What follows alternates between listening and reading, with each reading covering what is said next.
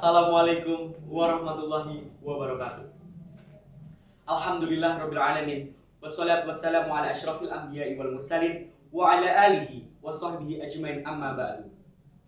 Yang terhormat dewan juri serta hadirin yang saya banggakan, marilah kita panjatkan syukur kehadirat Allah Subhanahu wa taala yang telah melimpahkan rahmat dan nikmatnya kepada kita semua. Semoga setiap langkah dan usaha kita senantiasa mendapatkan ridho darinya. Salawat dan salam semoga selalu tercurah kepada Nabi Agung Muhammad sallallahu alaihi wasallam serta keluarga, sahabat, dan para pengikutnya yang istiqomah hingga akhir zaman. Amin. Dalam isi teks Sumpah Pemuda terdapat poin yang berbunyi, kami, putra dan putri Indonesia, menjunjung tinggi bahasa persatuan, bahasa Indonesia. Sejak Sumpah Pemuda diikrarkan pada tahun 1928, bahasa Indonesia telah menjadi simbol persatuan dan identitas bangsa. Saya, Afizena Iqbal Syafiq dari SMA Islam Teladan Al-Irsyad Al-Islamiyah Purwokerto, akan menyampaikan topik yang sangat penting. Topik yang seringkali kita anggap remeh, tetapi merupakan bagian inti dari identitas kita sebagai bangsa, yaitu peran generasi muda dalam pelestarian bahasa Indonesia. Hadirin yang saya hormati, bahasa Indonesia dengan keindahannya bukan hanya sebatas alat komunikasi, tetapi juga sebagai pengerat kebersamaan antar etnis, budaya, dan suku bangsa. Dalam Ethnologue Language of the World tahun 2021 disebutkan bahwa setidaknya terdapat 742 bahasa atau sekitar 10% dari total bahasa di dunia.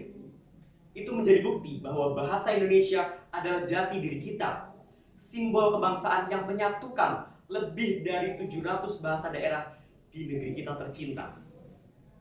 Hadirin yang saya hormati, bahasa Indonesia adalah identitas bangsa yang harus terus dijaga dan dilestarikan oleh setiap generasi.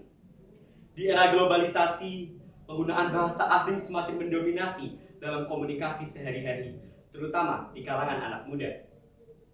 Sayangnya di tengah fenomena ini, kita seringkali melupakan kekayaan bahasa nasional kita sendiri. Padahal, generasi muda memiliki tanggung jawab besar untuk menjaga keutuhan bahasa dengan menggunakan bahasa Indonesia secara baik dan benar.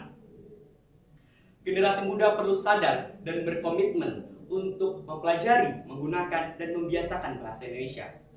Tidak hanya itu, kita juga harus menjadi agen perubahan dengan mengajak teman-teman kita untuk bangga berbahasa Indonesia.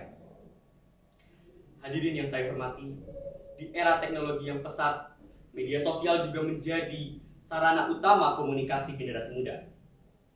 Penggunaan bahasa Indonesia yang baik di media sosial berkontribusi melestarikan dan mencegah degradasi bahasa. Kegiatan seperti lomba bahasa, diskusi, dan karya sastra bisa menjadi contoh nyata. Kita juga bisa memulainya dengan langkah-langkah kecil, seperti menggunakan bahasa Indonesia yang baik dalam komunikasi sehari-hari maupun di media sosial. Melalui media sosial, kita juga bisa membuat konten kreatif berbahasa Indonesia seperti vlog, siniar, ataupun blog. Oleh karena itu, kita harus menjunjung tinggi bahasa Indonesia, karena pelestarian bahasa Indonesia adalah bentuk menjaga budaya dan jati diri bangsa. Mari kita sama-sama berdoa agar Allah Subhanahu wa taala membantu kita, memberi kekuatan kepada kita untuk terus melestarikan bahasa.